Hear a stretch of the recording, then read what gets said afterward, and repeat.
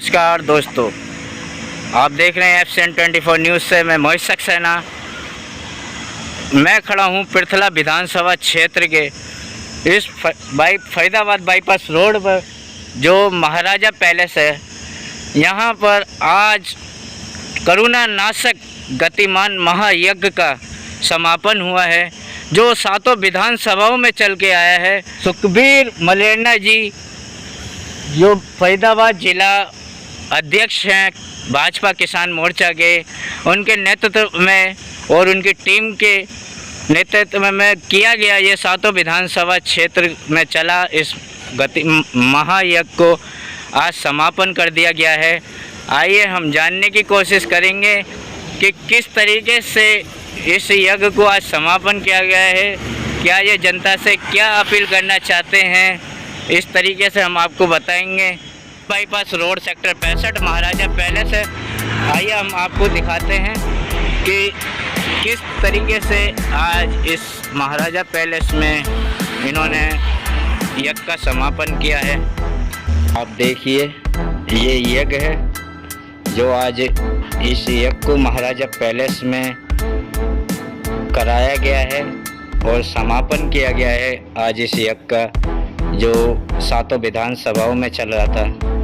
हमारे बीच में महाराज जी हैं जिन्होंने इस यज्ञ को करवाया है।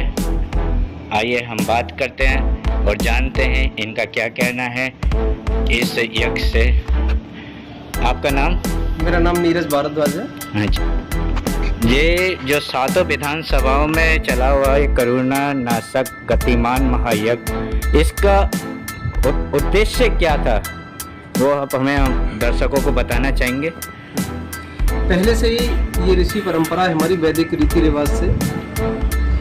जब भी कोई महामारी आती है, रोग नाश के लिए, रोग निवृत्ति के लिए अनेक मंत्रों के द्वारा, वातावरण शुद्धि के लिए एक यज्ञ का आयोजन किया था, जिसका हमने नाम दिया था कोरोना नाशक गतिमान महायज्ञ। गतिमान का मतलब है कि चलायमान, जो गति में रहे हमेशा।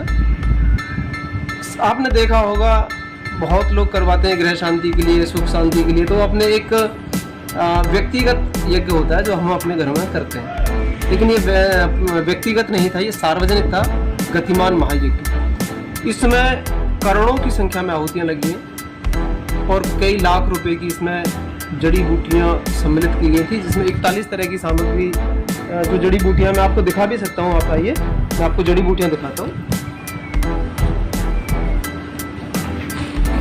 ये हमने जड़ी बूटियाँ मंगाई हैं बाहर से, उत्तराखंड से कुछ जड़ी बूटियाँ आई हैं। ये सब में है शुद्ध गाय के गोबर के उपले हैं। और जैसे ये जड़ी बूटियाँ हैं, ये छार छबीला है, सुगंधी कोकला है, तुलसी है, जावित्री, जायफल, चंदन चूरा है। तो ये सारी चीज़ें प्राकृतिक चीज़ें हैं ये, जो हमने यज्ञ में आहुति इनकी लगाई। यज्ञ में जो हम आहुतियाँ लगाते हैं वो वातावरण को शुद्ध करती है। धुआं निकलेगा, वातावरण में बहुत ज़्यादा परिवर्तन होगा, और जब वातावरण में परिवर्तन होगा तो जो विषैले जीवाणु हैं वो शांत हो जाएंगे, महामारी अपने आप खत्म हो जाएगी, सीधा साइकिल हो जाएगा। तो मैं सभी से यही कहूँगा आपके चैनल के माध्यम से कि हवन यज्ञ आप करते रहिए, धर्म से जुड़िए, सनातन पद्धति से जुड़िए। अभी हमने जैसे हम गाँव में जा रहे थे तो देखा है कि जब हम आग्रह करें कि आहुति लगाओ, सामग्री हम स्वयं लेकर के चल रहे थे अपने साथ में, तो जो न्यू जनरेशन है, न्यू जनरेशन को ये पता नहीं है कि आहुति किसे कहते हैं। उनको ये समझ नहीं है कि आहुति कैसे डाली जाती है। तो हम अपने धर्म से विमुख हो गए हैं, कुरीतियों ने हमको घेर लिया है। कुरीतियों को हटा करके जब हम नई रीतियों में आएंगे तो ये उसके लिए है, महामारी नाश के लिए। आदरणीय सुखबीर मलेरना जी ने इस यज्ञ का आयोजन किया।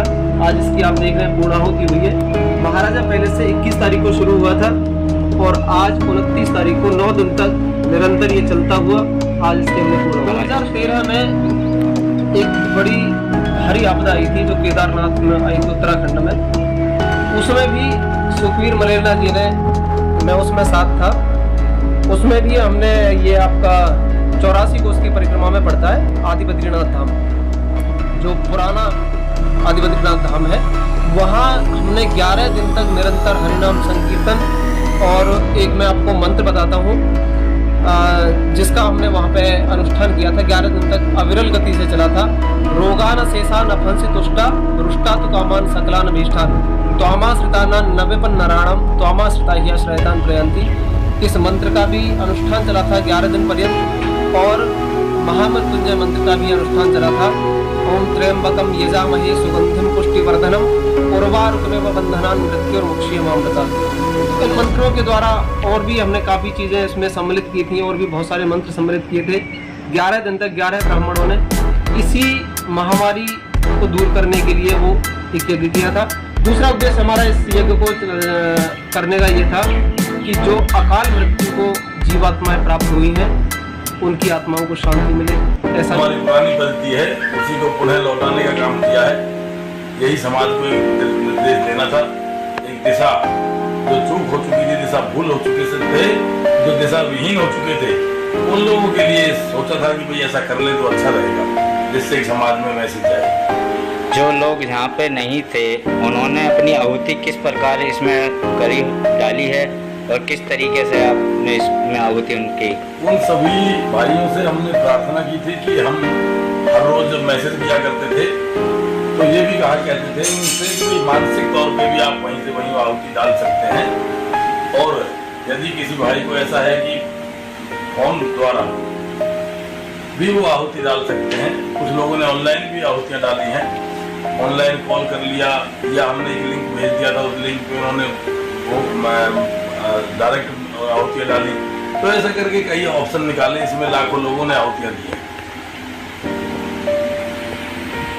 अब आप इसमें आगे अब जैसे मान लीजिए कि अब तो ये आपदा कोरोना की, आगे भी ऐसे और आपदाएं आएंगी तो उसमें आप क्या अपना इसमें सहयोग करना चाहेंगे? क्या चीज़ आपने इसमें? देखो, जैसे जैसे समय आता रहेगा ऐसे ऐसे हम समाज के सहयोगी भागीदारी बनेंगे सहयोगी। और यही समाज से विनती करूंगा कि अपनी पुरानी पद्धति में लौटे। उस पुरानी पद्धति में बहुत साइंस छिपा हुआ है, जो एक आध्यात्मिक भी है और साइंटिस्ट भी है। यदि आध्यात्मिक दृष्टि से देखा जाए तो सभी पौधों को, वृक्षों को, औषधियों को ज्यादातर उस आध्यात्मिक दृष्टि से जोड़ा गया है। हमारे जो महात्मा थे, संत थे, रिसर्च जो ऋषि थे, ऋषि जो रिसर्च करता है उसे ऋषि कहा करते थे। तो वो बहुत बड़े ज्ञाता हुआ करते थे। उन्होंने हर चीज को इस हिसाब से जोड़ा कि जिससे कहीं भी जाति धर्म किसी का कोई भेदभाव ना आए। कोई उसे आध्यात्मिक माने तो आध्यात्मिक दृष्टि से ले, कोई उसे साइंटिफिक माने तो साइंटिफिक दृष्टि से ले। उसमें दृष्टिकोण उन्होंने एक ही रखा कि भाई ये एक जनमानस कल्याण के लिए बहुत अच्छी है, जगत कल्याण के लिए अच्छी है, वायुमंडल के लिए अच्छी है। इस हिसाब से उन्होंने पूरे सिस्टम को लेके चले। और देश पर पता ही है, जब जब महामारी आई है तब तब वायुमंडल को शुद्ध करने के लिए या ऐसे विषाणुओं को भगाने के लिए हमने यज्ञ पद्धति की है। अब जैसे हम शंख ध्वनि करते हैं, शंख ध्वनि करने से वहाँ के परिसर में हजारों लाखों ऐसे विषाणु होते हैं जो उसकी ध्वनि से ही मर जाते हैं। ऐसे ही अग्नि के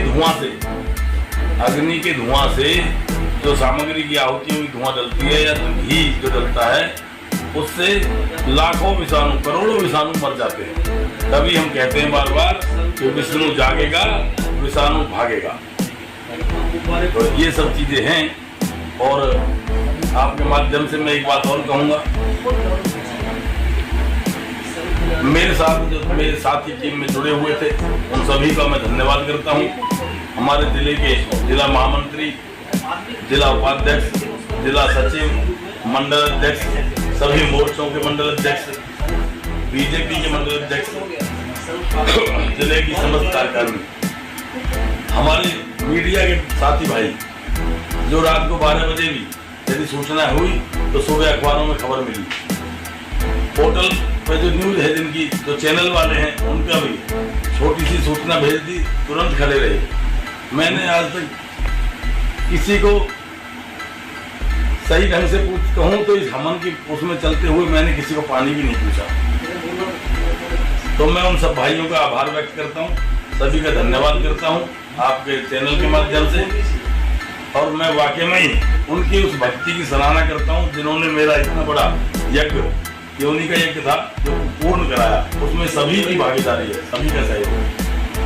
जैसे ये यज्ञ था आपकी 7 विधानसभाओं में होता हुआ आया है, आप हमें बताना चाहेंगे कि कहाँ से होता हुआ है ये 7 विधानसभा में, कौन कौन से ऐसे गांव तो ये 6 विधानसभाओं में गया है। पलवल के इसने 34 गांव टच किए हैं और फरीदाबाद को लगभग सभी का कवर किया। सभी विधानसभाओं में बल्लभगढ़ से शुरू हुआ, बल्लभगढ़ विधानसभा का किया। अब रूट बताऊंगा तो बहुत लंबा रूट है। पटवारी मंदिर से शुरुआत की और समापन यहीं आगे किया। जो जेजी ठाकुर हैं, महामंत्री हैं भाजपा से, राजू ठाकुर जी, हमें बताइए कि जैसे आपने 7 दिन नित्य दिन इस महायज्ञ में आपने पूरा सहयोग किया, साथ दिया, आप क्या कहना चाहते हैं हमारी जनता से? मैं बता देना चाहता हूँ 9 दिन रहा यज्ञ हमारा, 21 तारीख से लेकर और आज 30 तारीख 29 तारीख यहीं से समापन शुरू करा था हमने, यहीं होकर हमारा खत्म किया। 6 विधानसभा के अंदर हम गए थे, 6 की 6 विधानसभा के